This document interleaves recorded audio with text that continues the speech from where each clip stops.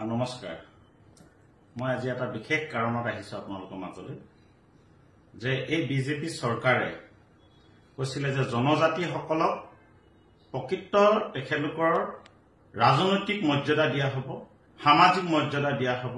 আৰু জনজাতি সকলৰ কাৰণে চৰকাৰে কৰিবলৈ যি কৰিব লাগে তাকে কৰিবলৈ প্ৰস্তুত বুলি নিৰ্বাচনী ভাষণ আছিল কিন্তু আমি দেখা পালো যে সোণোৱাল কছাৰী স্বায়ত্তশাসিত পৰিষদৰ নিৰ্বাচন পতা কাল আজি বহু দিনৰ আগতে উকলি যোৱাৰ পিছত যে সোণোৱাল কছাৰীসকলৰ উন্নয়নৰ ক্ষেত্ৰত বহুত স্থবিৰ হৈ গ'ল আনকি ছাত্ৰ ছাত্ৰীসকলে পাবলগীয়া জলপানীৰ ক্ষেত্ৰত আজি পলম হৈ গ'ল আৰু পাব নাপায় আমি নাজানো এতিয়া এনে ব্যৱস্থা হৈ গ'ল কিন্তু তাৰ পিছতো আমাৰ সোণোৱাল কছাৰী বিভিন্ন সংগঠন সোণোৱাল কছাৰী ৰাইজৰ সমাজৰ ফালৰ পৰা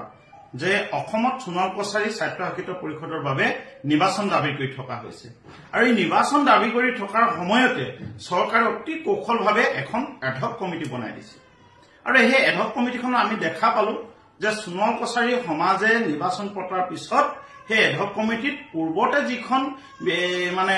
অট'নমাছৰ বডি আছিলে সেই বডিত থকা ব্যক্তিসকলকে আজি মানে চিফ দিলে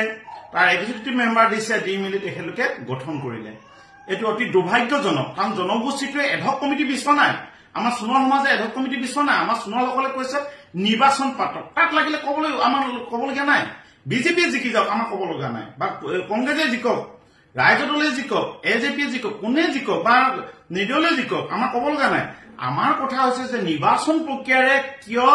এই অট'নমাছ বডিখন গঠন কৰা নাই নিৰ্বাচন প্ৰক্ৰিয়াৰে আমি এই অট'নমাছ বডিখন বিচাৰিছো গতিকে সেইকাৰণে যিসকল আমাৰ সোণোৱালৰ ব্যক্তিয়ে এতিয়া এই এডহক কমিটিত সোমাইছে তেখেতলোকৰ প্ৰতি মোৰ অনুৰোধ আপোনালোকে যদি সঁচাকৈ সোণোৱাল কছাৰী জাতিক ভাল পায় সঁচাকৈ যদি সোণোৱাল কছাৰী ককাৰ ভাইসকলক আগুৱাই নিয়াটো বিচাৰে তেতিয়াহ'লে আপোনালোকে এই বডিখনৰ পৰা পদত্যাগ কৰি এটাই দাবী কৰক যে আমাৰ সোণোৱাল কছাৰী অট'নমাছৰ নিৰ্বাচন লাগে